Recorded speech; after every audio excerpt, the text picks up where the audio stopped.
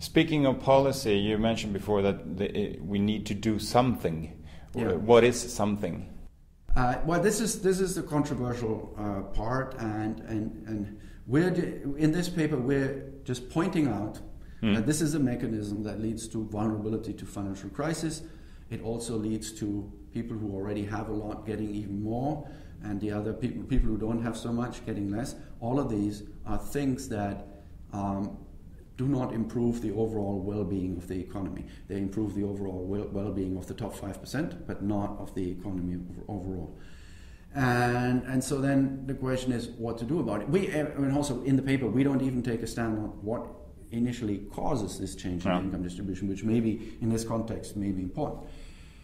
Nevertheless, there are some general points that you can make. And that point, I like to express it in the following way.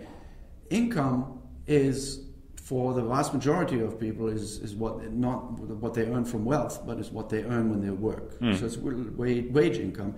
So it's wage times 1 minus the tax rate, because they also pay taxes on their wage. Right? They also pay other taxes, but this is a simplification. So it's got something to do with either the wage or taxation. Right? So the wage, there the question is, what do we do to the ability of the bottom 95% to negotiate a higher share of the pie, right? And this is sort of strengthening bargaining power. This is a very controversial subject, and there are very many bad ways of doing that.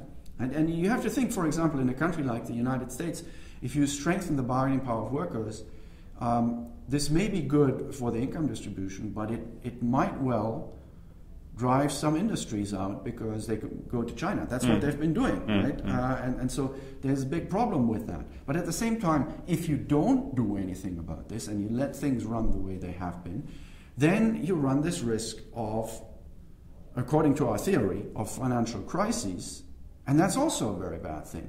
So there's two bads here that you need to somehow weigh against each other and think about what to do. There are no easy solutions here.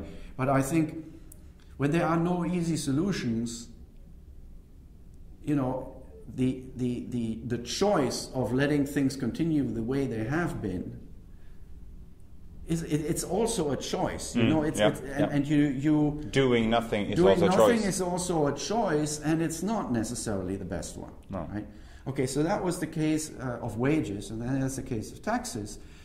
With taxes, you have to be very careful because you can also make a lot of mistakes.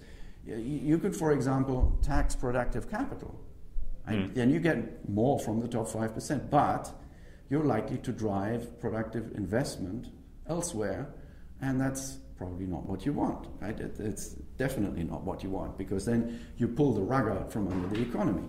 But that's by no means the only thing that you can do. You could have more progressive income taxation, and you could tax rents. And rents are incomes that are earned by people who basically don't have to put any extra effort to make that income. So a landowner, for example, whether you tax him or not is, in many cases, not going to make any difference because the land is there regardless.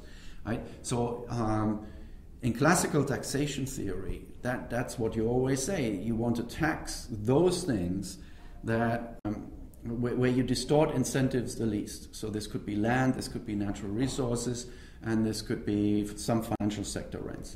But all of these questions, when it comes to taxation, are very microeconomic, and it requires experts in taxation theory, which I am not one of them. Right? I'm just pointing out that maybe we should mobilize those experts on taxation theory and to think about these questions because if they think about this intelligently, it's not just that it has these usual efficiency considerations attached when you do taxation. It also has macroeconomic stability implications if you do taxation in such a way that you make the income distribution a little more even.